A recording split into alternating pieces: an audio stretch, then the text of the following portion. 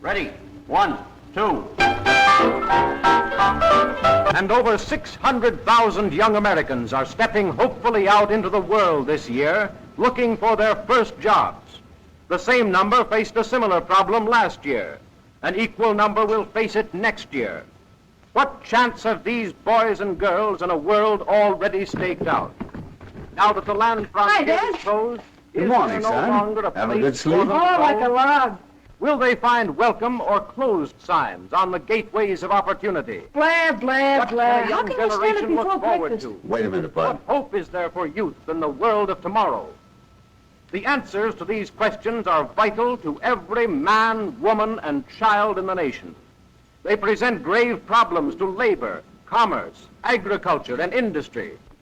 Their solution should be of primary concern to education and government, for the quality of citizenship. You're telling is at us. stake. The facts involved, however, are both difficult Sorry, and complex. Dad, I gotta do it. He's breaking my The heart. manner in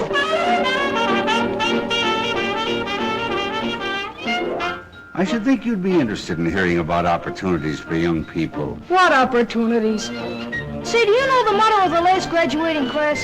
Something lofty, no doubt. Yeah. WPAU we come. That's super lofty. Well, I guess times change. I remember when I was your age, Sure, I know. You were working for a hardware jobber, and you kept right on till you saved enough to open your own store. Yes. And I don't see... Because times changed, like you said. We got all the hardware stores we need. And all the grocery stores, all the doctors, all the lawyers, all the gas stations, all the everything. But it don't stand to reason that a country with our record could all at once lack openings for young fellas. No, you just try and get a job. Maybe it is difficult, but it's worse to be a quitter. Now, you've got years of school ahead of you. Yet you let your friends talk you into believing you're licked already. Well, they know what they're about. Now listen, son. I wasn't going to tell you this, but you're the reason we came here all the way from Indiana. You've heard all the talkers. Now I'm going to show you the doers. That's why I brought you and your mother to the fair. Holy smoke, the fair! I forgot where we were. Hey, Grandma! A couple of guys are starving out here. How's the job coming? Hold your horses, Bud. We'll be ready in a minute. He sure do think a lot about his stomach. You probably had a good appetite yourself at his age, Elvira. Lord, Miss Harrison, if appetites was houses, I'd almost ought to holler right now. How's the table, Jane? Is it set? All set, Mother. Come on, everybody. Breakfast is ready. That's the best news I heard since I got here. Hi, Mom. Boy, am I hungry. I don't know which I've been looking forward to the most, the fair or your cooking, Mother. Don't pay any attention to him, Grandma. He says that to all the cooks. Well, you can't make a cook mad by liking her cooking. That's a good thing for a young man to remember. I'll say it is. That's how Dad got his corporation. Hey, that's not a corporation. That's private ownership. A man's entitled to a stomach at his age. Anyway, it's nice to have my family with me again. Even if it took a World's Fair to get you here. Well, we thought you had your hands full with just one member of the family. Nonsense.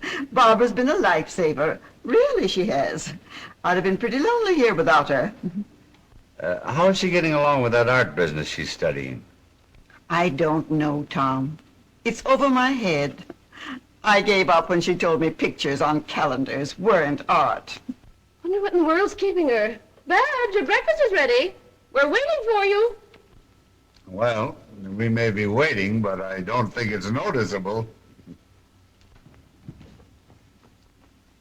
Morning, Dad. Good morning, Babs. Morning, Mother. Morning.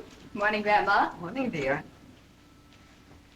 And that's for a fresh little brother. That's a fine way to treat a guy that's come all the way from Indiana to see you. The fair, of course, had nothing to do with it.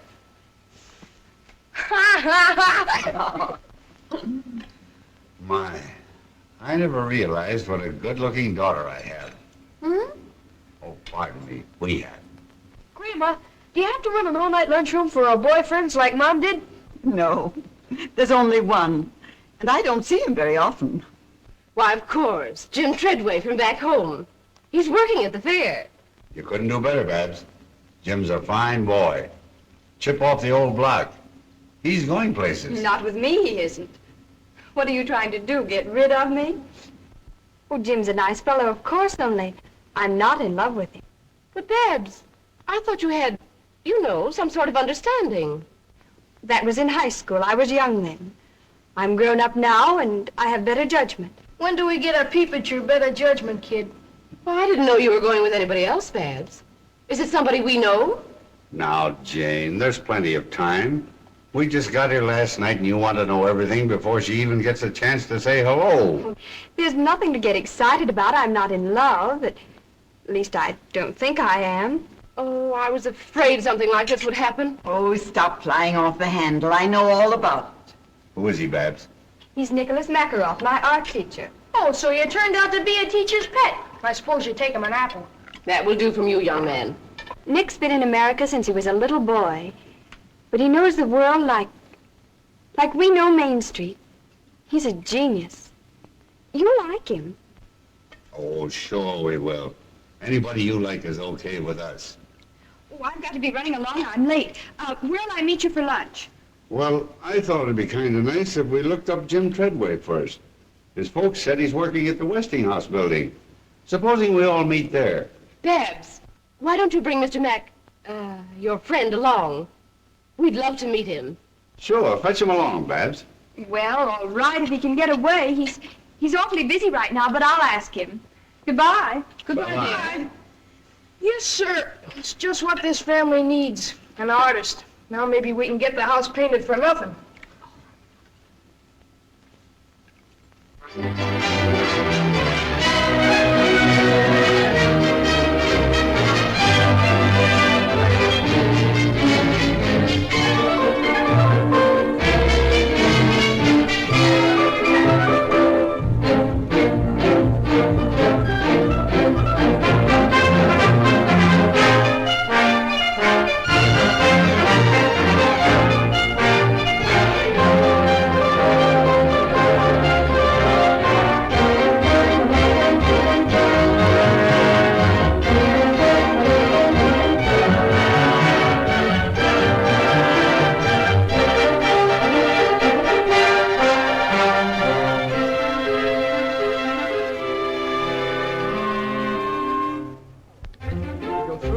Vivarium to the playground of science. Hiya, Jim, how's the boy? Hello, Bud! The same old Bud. That's a new one, isn't it? Yeah, isn't it a beaut? Hello, Jim. Hello, Mrs. Harrison. How are you, Mrs. Middleton? Oh, Jim, it's so good to see you. You're looking fine. It's good to see you again. Hello, Mr. Middleton. How are you? Put her there, Jim. You're certainly a sight for sore eyes. It's sure grand to see somebody from the old hometown. When'd you get in? Just last night. Your father and mother saw us off.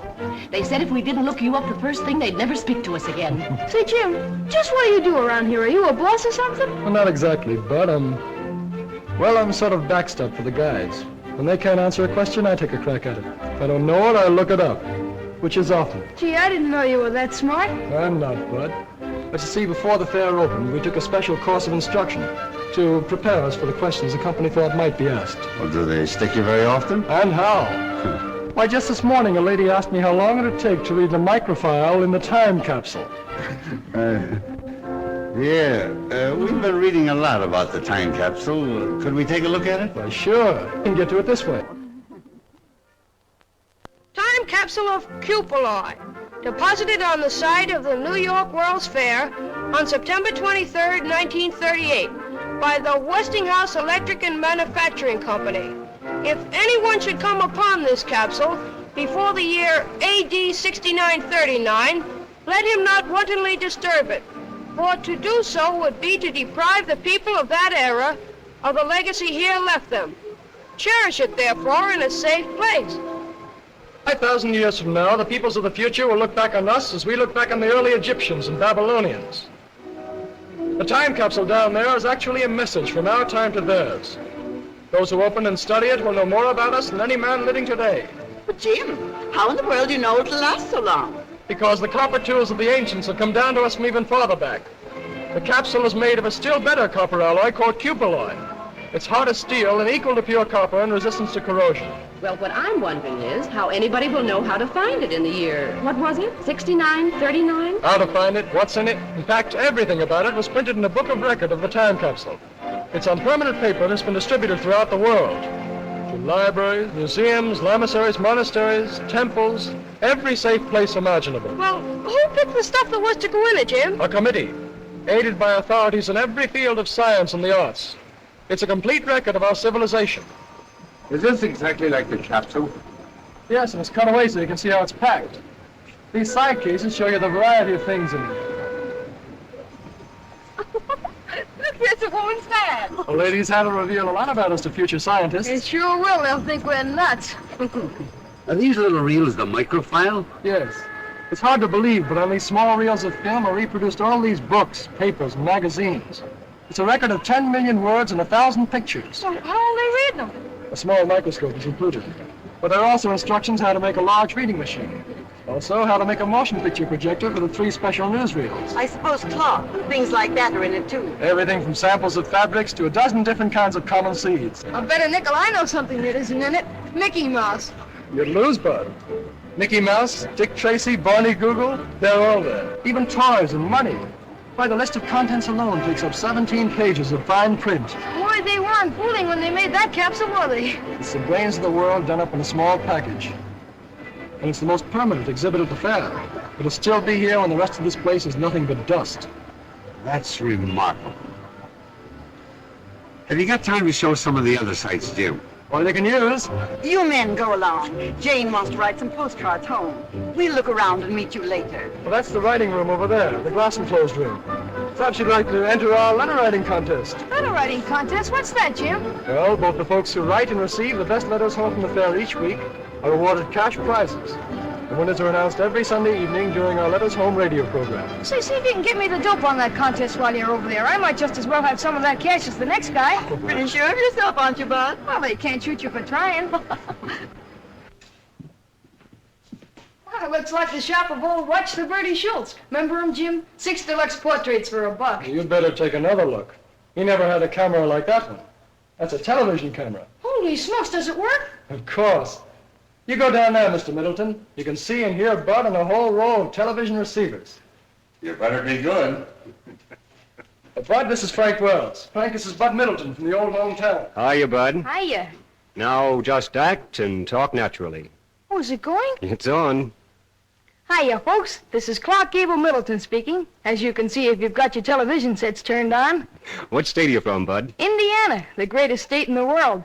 And if Grover Whalen's listening in, New York's okay, too. Well, what do you think of the fair? Well, as a guy I once studied about said, I came, I saw, and I'm almost conquered. How am I doing, Dad?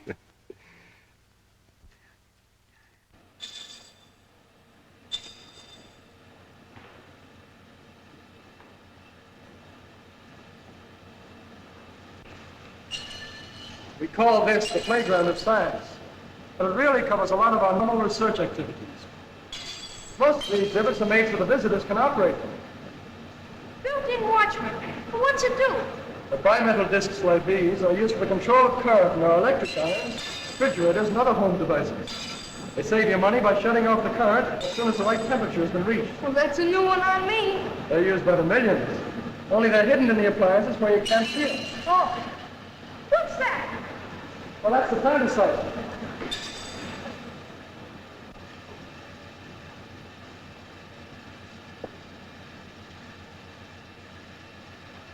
Say, Jim, don't you ever feel bad about passing up that chance to play pro football? Well, once in a while, I get the urge to plow into a line. Outside of that, there's more kick to this game. Oh, you don't have to kid an old friend of the family. I guess it must be pretty interesting. What gets under your skin about research is the attitude of the men in the labs. They work on the principle that nothing is impossible. You hear that, Bud? Oh, sure, but I don't believe it. Open your eyes, Bud. The proof's all around you. Why, the whole fair is a product of research. Uh-huh.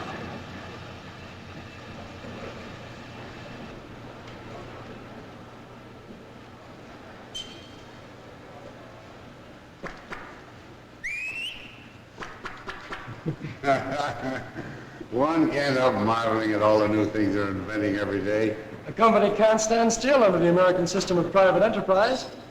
It has two ways to go, back or forward. If it can make better products than the other fellow, it moves ahead.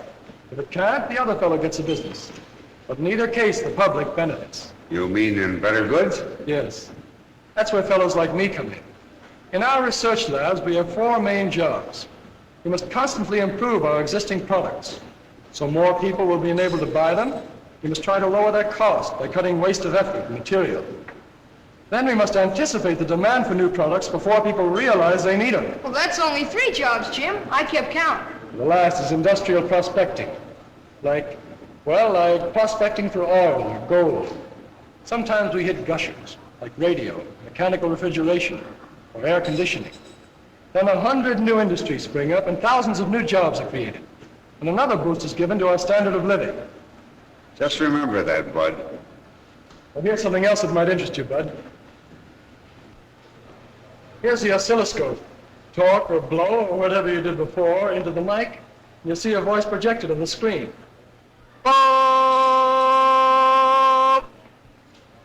Tell me, Jim, do you honestly believe that industry can make enough jobs in the future to take care of the young people that are coming along? I think the problem is going to be the other way around. Industry will make so many jobs, there won't be enough people to fill them. So you don't believe me, do you? Well, you sound like you're in cahoots with Dad. From all I've You're heard... liable to hear anything these days. You're willing to sit back and let a lot of self-appointed leaders do your thinking for you. Yeah, well, they believe we're on the skids. Yes, and the men who built this fair believe the opposite. And what's more, they back up their belief with $200 million worth of facts. Well, maybe the other side would, too, if they weren't busted. And they'll stay that way, till they learn that prosperity and pessimism don't travel together. But they're like you, Bud. They don't like facts. Oh, I don't mind them, Jim. Good. Then I'll introduce you to a few. Come along.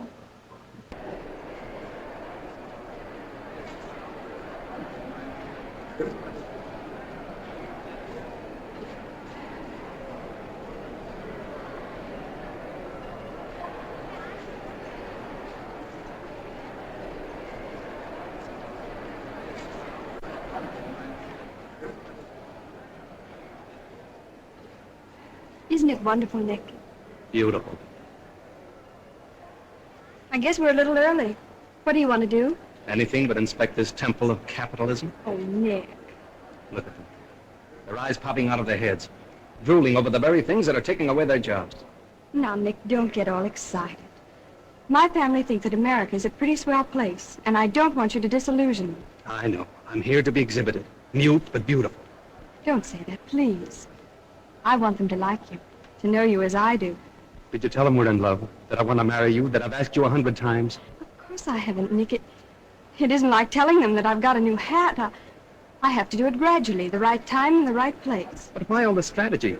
We don't have to maneuver like a battery of tanks. We're not at war with your parents. This is between you and me. It isn't as simple as all that, Nick. Listen to me, Babs. There's one thing in our lives that doesn't concern other people. It's our marriage.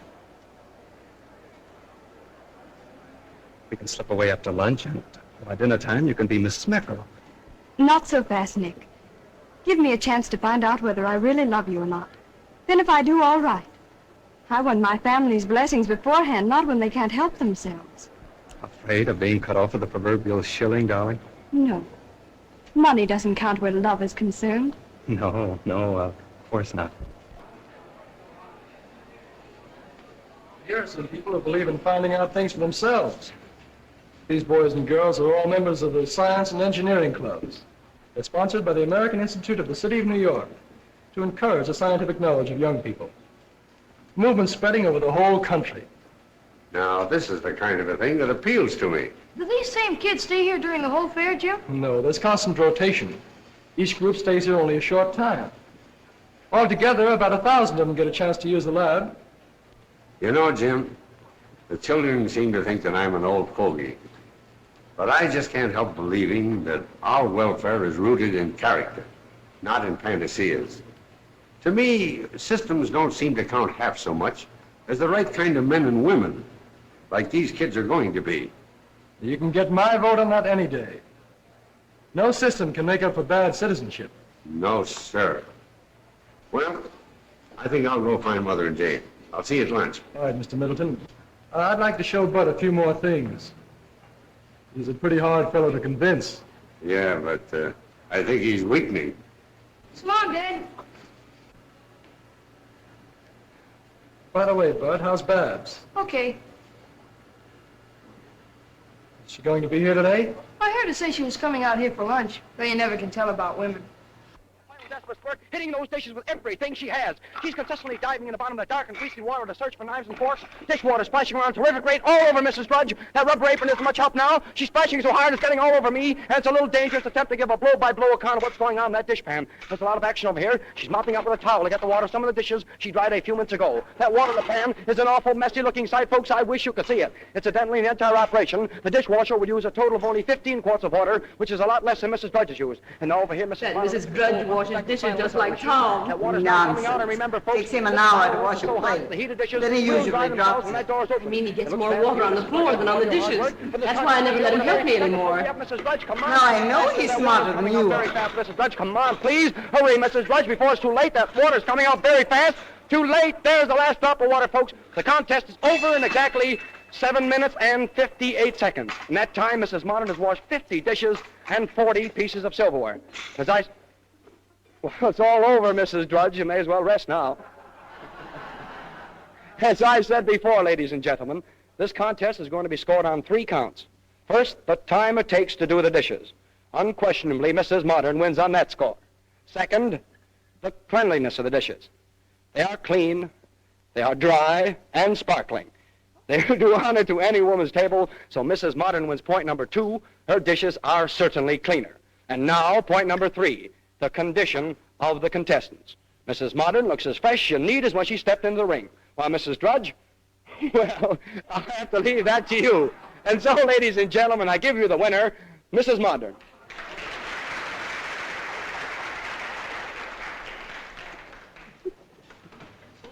I'm tired just from what that announcer said. Did you hear him, Mother? In 15 years, a woman washes, dries, and stacks a pile of dishes 9 times higher than the Empire State Building. Imagine it. Well, that didn't impress me half as much as seeing Mrs. Modern read a paper while her dishes were being washed. She'll look young when she's 100. Hi, Bab. Shake hands with an old pal of yours. Why, Jim, Babs, how are you? It's nice to see you again. you're looking well, as usual. Oh, this is Mr. Makaroff, my art teacher. Nick, this is Jim Treadway, one of the hometown boys. I'm glad to know you, Mr. Makaroff. How are you? And this is my little brother, Bud. Hiya, Mr. Makaroff. Hello. Well, say, Babs, we're on our way to the Hall of Power. Why don't you tag along and learn something? Well, there's plenty of time before we meet the folks. I don't know, it might be fun. What do you think, Nick? All right, but don't expect me to be amused. There's nothing funny about the tools of capitalism.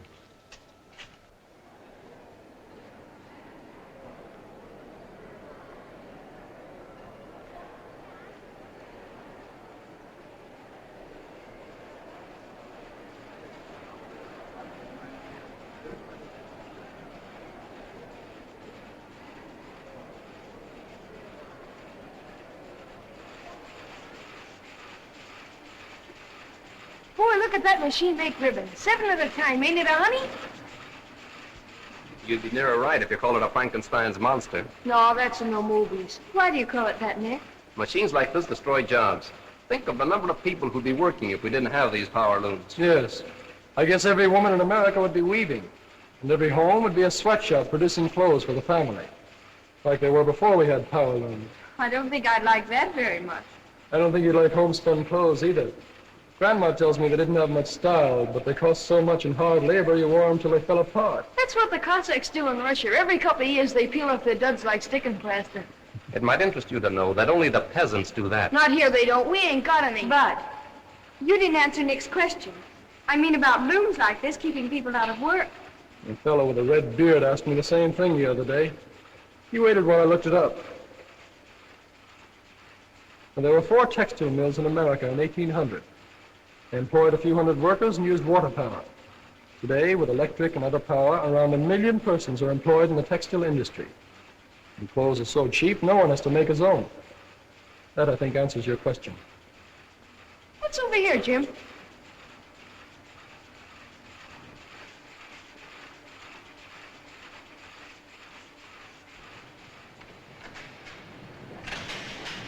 it, Jim? Look at that thing go around.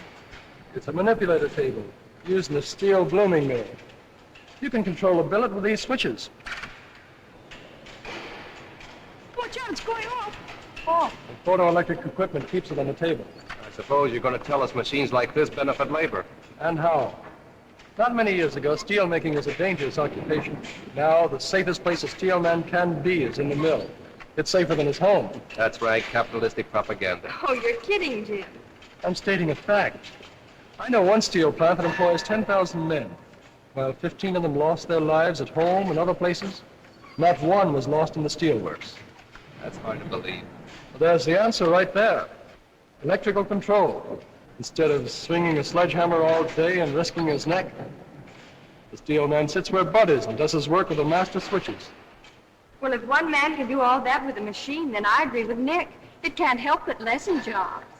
Here's why they don't, Babs. It's very simple. Machine production makes better and cheaper products. As a result, more people want and can buy them. That in turn creates a demand for more labor. That's just one of those so-called economic laws that doesn't work in practice. It works in steel, printing, textiles, and automobiles, and they're the most mechanized industries in the country. Yes, but... Let's go see what's over here, Nick.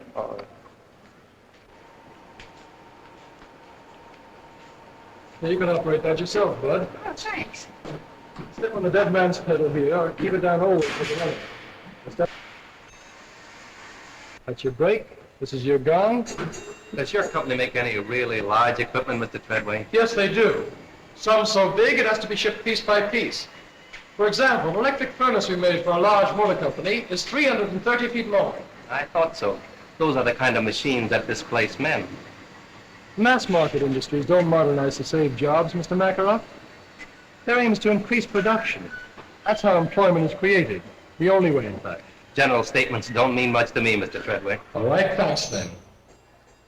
I know in 1 year these people spend $9 million for what you call labor-saving machinery.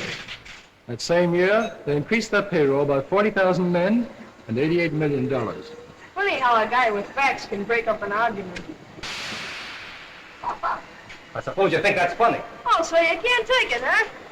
Don't you think we'd better look out for folks? It must be nearly time for lunch. Yes, I guess you're right. They'll probably be looking for us. Come on, Dick. Okay. Nick, please be careful during lunch. Dad looks on things the same way Jim does, and he might take you seriously. But I am serious. I know, but promise me that you won't start an argument. All right, if you say so. But I won't enjoy myself.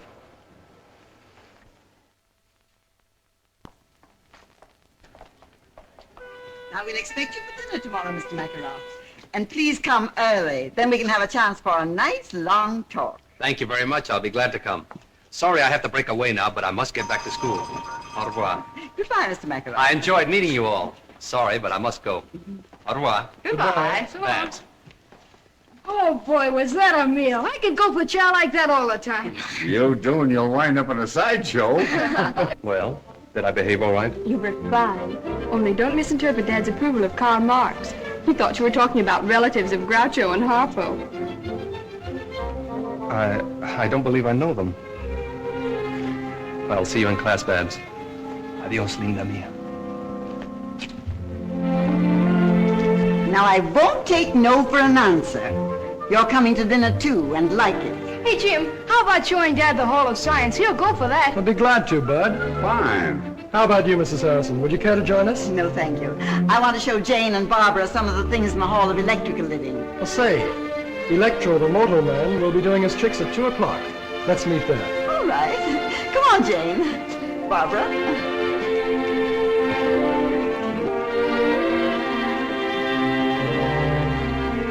Well, This way.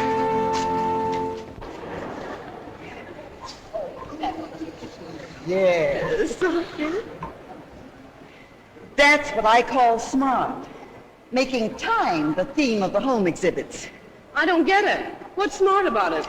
Well, if there was one thing a woman in my day never had enough of, it was time. It was her master. Some had two, if they had a bossy husband. Don't tell me you're against husbands, Grandma. No, indeed. Only against slavery. Domestic or otherwise. That's why I like electrical engineers. They signed our Emancipation Proclamation.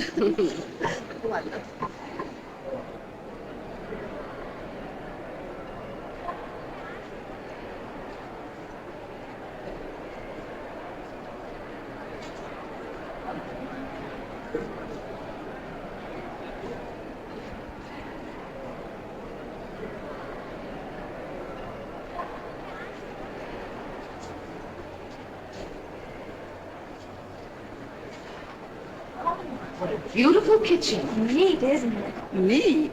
Nothing. It's a paradise. No one who hasn't cooked over a wood stove by the light of a kerosene lamp can really appreciate what it all means. The steps, it would say. The good old days, eh, Grandma? Yes, and anybody who wants them can have my share. This is the new electric dishwasher. That's keen. Bud and Dad would sure go for it. They're the official dish dryers. Tom's going to get me a dishwasher like that for my birthday. It was the last thing he ever does. But, Mother, your birthday was last month.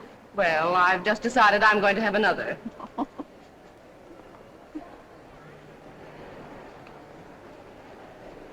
This is nice. Very modern. Masculine, too. Miss, is that a three-way floor lamp? Yes, madam. Step over You should show Nick these rooms, Barbara. It's a subtle way to set his feet in the right part. But what do you mean, Grandma? Well, even artists have to live, so there's no harm in showing them how you'd like to do it. Oh, that's old-fashioned. There are more important things today than homemaking. Maybe, but I don't know what they are. I always figured raising my family and keeping your grandfather well-fed and happy was pretty important. So did he. But Nick's different. He wouldn't care if you fed him sawdust. He just isn't interested in such things. We put away a mighty good lunch for a fellow who doesn't care. But he doesn't care, really. He's an idealist. You should hear him in class. He talks more about Aristotle than he does art.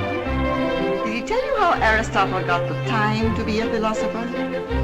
No, I don't believe he did. Well, he talked the richest woman in all Greece into marrying him. And so, ladies and gentlemen, with a great deal of pride and pleasure, I present to you Electro, the Westinghouse Moto Man. Electro, come here. And here he comes, ladies and gentlemen, walking up to greet you under his own power.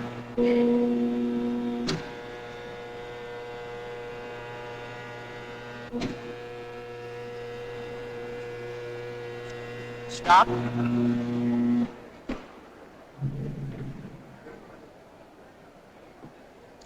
You see, all I need to do is to speak into this phone, and Electro does exactly what I tell him to do. Sometimes. But I don't see why I'm telling Electro's story when he's perfectly able to tell his own. So let's listen and see what Electro has to say to us today.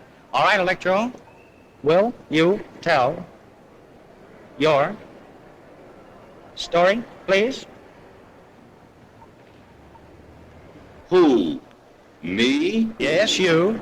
Okay, Toots. Ladies and gentlemen, I'll be very glad to tell my story. I am a smart fellow, as I have a very fine brain of 48 electrical relays. It works just like a telephone switchboard. If I get a wrong number, I can always blame the operator. Thank you. And by the way, I see a lot of good numbers out in our audience today. Electro, behave yourself. Quiet, please. I'm doing the talking. I'm sorry. That's the most remarkable thing I've ever seen. Boy, what a guard that guy'd make on my football team. Now, Electro, a moment ago you were bragging about being able to count on your fingers. Do you remember that? Well, we're going to find out about that. Now, do you remember how many children were born at the same time to a certain family up in Canada? Do you remember that? All right, let's see if you do. Count them on your right hand. 1, 2, 3, 4, 5. Fine, well, that's absolutely correct. Why, he's almost human. If he wasn't so big, I'd take him for an engineer. All right, now, Electro, I know you enjoy these, and I'm really going to try to give you a nice pleasure out of these. So here you are. You got that? Now hold on to it. You may now smoke this cigarette. Go on. Oh, yes, Electro, you do need a light, too, don't you? All right, here you are.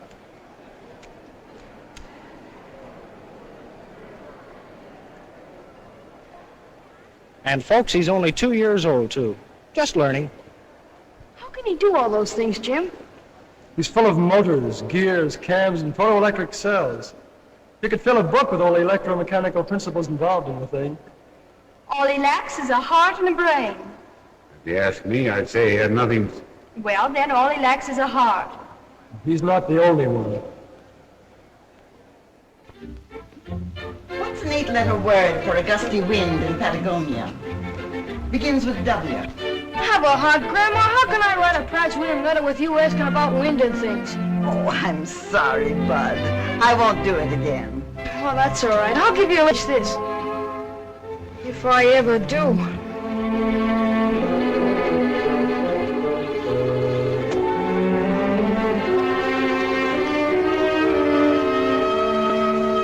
Say, Jim, what would happen if all the things Westinghouse developed first just disappeared?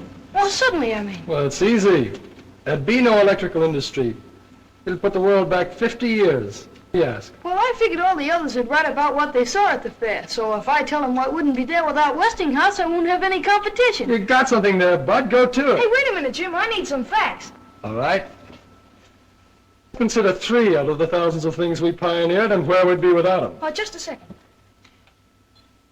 All right, go ahead. First, alternating current, or AC as most people call it.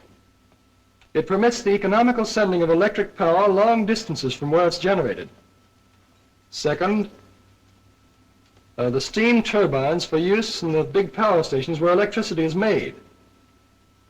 And third, radio broadcasting. The Westinghouse station KDKA at Pittsburgh was the first to broadcast programs on a regular schedule. Do you think those are enough? Well, we make over 8,000 other products you could mention. I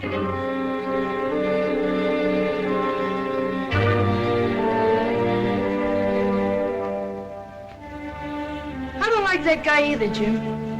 I didn't say I didn't like him. Well, you'd be surprised what a fellow like me finds out just keeping his eyes open. Jim, come over and talk to me. Sit down. How are you coming along? Well, I thought I was doing all right until Babs, well, turned from science. You're just like your father. He wasn't very smart where women were concerned either. It wasn't until he fell off the roof and broke his leg that your mother found out that she loved him. Do you think that'd help? I don't think it's necessary. Most women, you'll find, pick husbands who see the world pretty much as they do, who think as they do about religion, war, politics, yes, even communism. They do it unconsciously.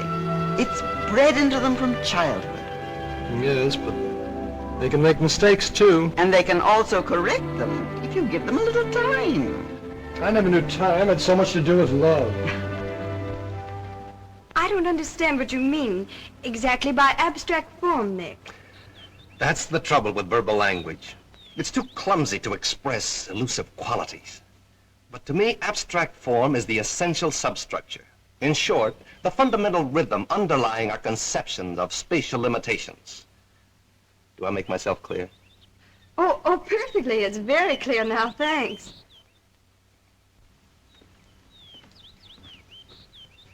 Say, this weather's almost as good as Indiana's. Don't get up. What do you got there, Mr. Makaroff? One of your paintings? Yes, it's a work that I'm rather fond of. A good piece of abstract painting, don't you think?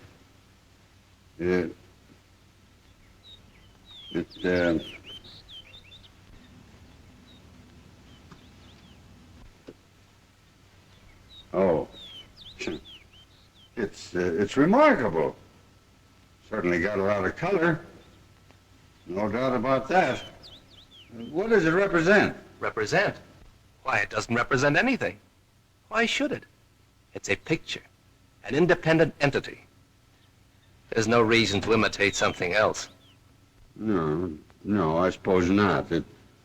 It's just that I'm sort of used to looking at pictures of people and objects, you know. Why? Why? Well, it's, why? If you want a house or a flower, you can go and look at them. Or if you want them represented, you can have them photographed. So why allow them to intrude into pictures? Yeah, I guess you're right. Well, if you young folks will excuse me, I think I'll take these flowers in and put them in some water. I think they need a drink. Dad's idea of fine art is rearing a two-fisted family. Too bad. You ought to keep up with the times. I meant to show you this before. What do you think of it? Oh, it's unique, all right. I don't think I've ever seen a ring like it. It's really a collector's item, a rare specimen of barbaric jewelry. It's been in our family for about 300 years. 300 years? Notice its color. Why, it's a study in polychromatic harmony. It's beautiful. Really lovely. Oh, no, Nick, I couldn't take a ring like that. Why, it must be priceless. Don't be silly. I want you to have it. No, please, I couldn't think of it, really. Wear it for a while. There's no harm in that. As a favor. Oh, no. Now you're being provincial, Babs. Well, just for a week or so.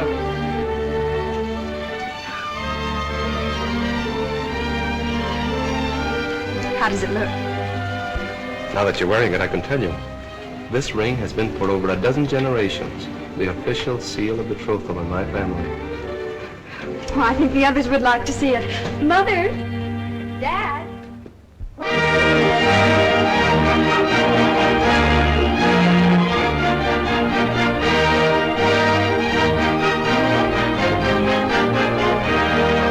It's too big to describe in a song or a sonnet, so dress yourself up in your best bib and bonnet. The Westinghouse mat has a welcome upon it for you when you come to this fair. Well,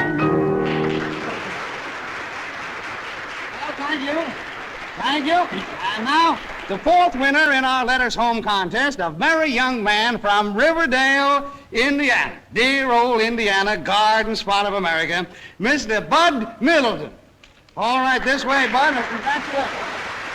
Now, your prize-winning letter in the Westinghouse contest made all the judges sit up and take notice. These are unusual judges, that's all they took. Well, let's see. You had all your family with you, according to your letter, so you wrote that letter to a pal of yours back in Riverdale, didn't you? Yeah, to Tubby Parker, but I won't know how much of a pal he is until I get back home and find out if he's been dating my girlfriend. Oh, maybe you made a mistake writing to Tubby. Remember, he gets half of your money, you know. Oh, that's okay, but I'm serving notice. That's as far as our sharing goes. Well, that's fair enough. But tell me, Bud, what are you going to do with your prize money? Well, I think I'm going shopping for parts to make a shortwave radio set. There you are, folks, the boy of tomorrow. But no fooling, Bud. Really, you wrote a mighty interesting letter. It described how the fair would look without the electrical contributions of pioneers like Westinghouse. Imagine a fair without electricity.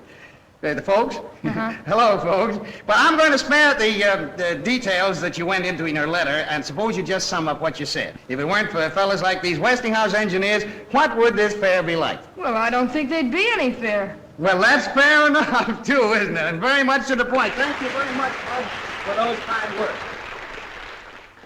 But I believe our vice postmaster in charge of judges, our personable Miss Bennett, has the verdict ready as to the grand prize, our double award for the best letter of this week's crop. Am I right, Miss Bennett? Yes, I have it here, Mr. Perkins. And who, may I ask, is the lucky winner? The winner is Mr. Bud Middleton. Very good. Oh, boy, the jackpot! Electricity, here they come!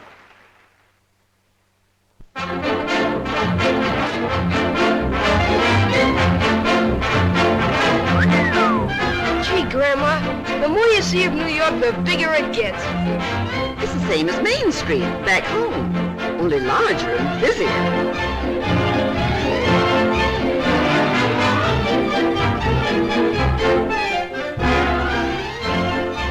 Well, maybe we can get what I need here.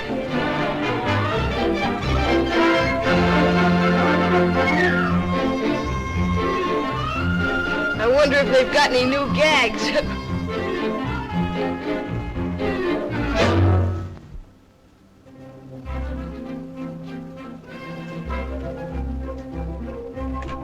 The spit and image, or I'll eat your hat without salt. We might be wrong. May I see the box of rings in the middle of the window, please? Why, certainly. You can search the city, but you won't find a nicer piece of costume jewelry. It'll seem all right, Grandma. That's a perfect copy of a ring in a Moscow museum.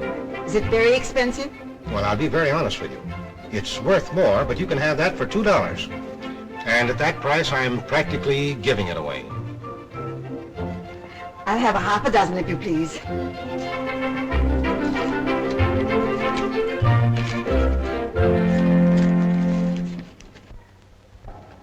Why don't you let me fix these things, Miss Harrison? You know, Big Feet, that's my next to last husband. Big Feet say I make sandwiches that knock your eye out. That's why I'm doing them, Elvira. I have use for my eyes today. Huh. Ears is all you need if that foreign gentleman's coming. He sure got a powerful tongue. Mr. Makarov's to be the guest of honor. Hello, Grandma. Hello, Elvira. Honey, you sure is dogged up. My. You look lovely, dear. Anything I can do to help? Oh, I nearly forgot. You left your ring on my dresser. My ring? That means bad luck of some sort. Grandma, I've got my ring. Why, they're absolutely the same. Where'd this other ring come from, I wonder? I don't know. Hello, everybody. Can I help? Oh, what's the matter with you, Babs? Are you sick? No. No, I'm all right. Oh, I declare I think you'd lose your head if it wasn't glued on. Here, it's your ring. I found it on my dresser. What's wrong? Don't you want it? The very same. Why, they're all alive. Where'd you get them all, Babs? Land sakes alive.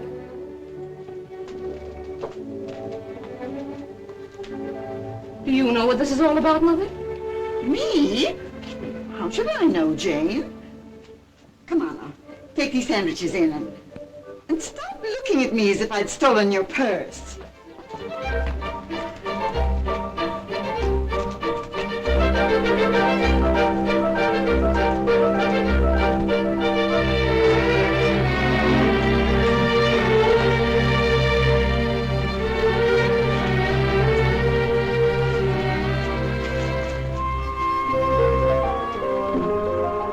My face isn't used to this shaving twice a day. Why I should look pretty is beyond me. You won't even know I'm around. Where's my tobacco? Oh, Babs, you left your ring in the bathroom. You know, that's no way to treat a valuable ring like this. You might lose it. Say, how many of them have you got, anyway? Too many. Hi, everybody. Has the eating commenced yet? Gee, I haven't had anything to eat in about 4 hours. Food is good, but the service is awful. Oh, say, kid, just how many rings did that guy Nick give you? Was he in the jewelry business? Well, I found 2 of them in my room. Holy smoke, you got 1 million.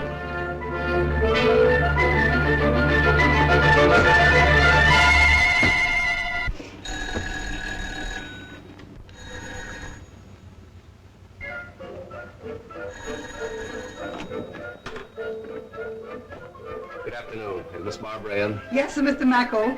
There's all here. Come right in, sir. Just lay your head on the table there, sir, and follow me.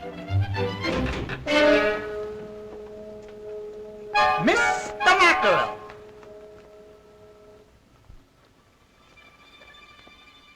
Good afternoon, Mrs. Middleton. Hello, Bud. Mrs. Harrison. How are you, Mr. Middleton? Babs. Haven't you lost something? Young ladies shouldn't leave their valuables lying around. I found this on the hall table. Quite a study in polychromatic harmony. Don't you think? Why, the dirty crook told me there was only one of them. Don't put him on that. Give him a chance. Hey, let go of my arms. Will you get up? Hey, come on now. You gotta beat it, Nick. He's a wild man. When he gets going, I can't hold him much longer.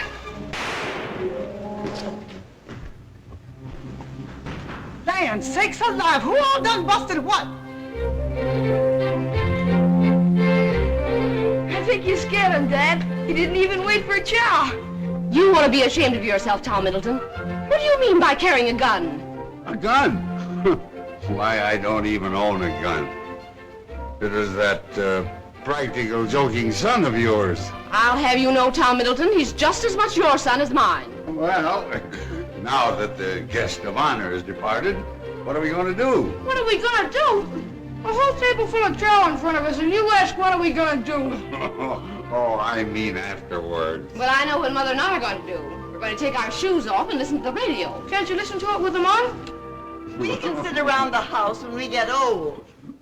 Tonight, we're going to look for a silver lining.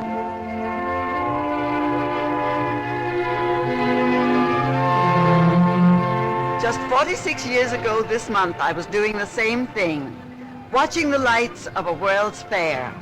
The Columbian Exposition at Chicago. That was the first American fair lighted by electricity. Yeah. And Jim's company furnished most of the lighting for it. We've come a long way since then. Say, Jim, did you hear about the dame asking when the keepers feed the lagoon?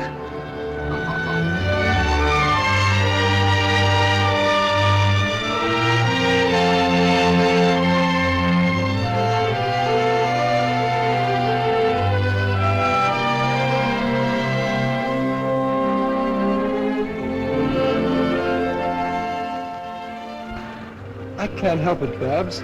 I've got to talk. Please, Jim, not now. Just let me hold on to you.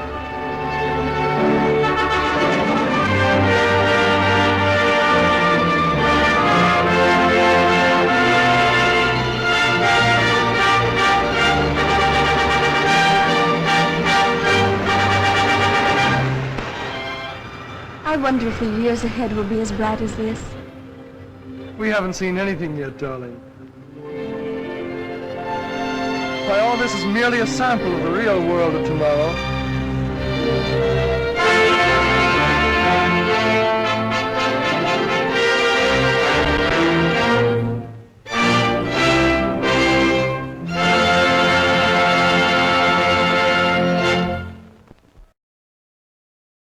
This has been a presentation of the Library of Congress.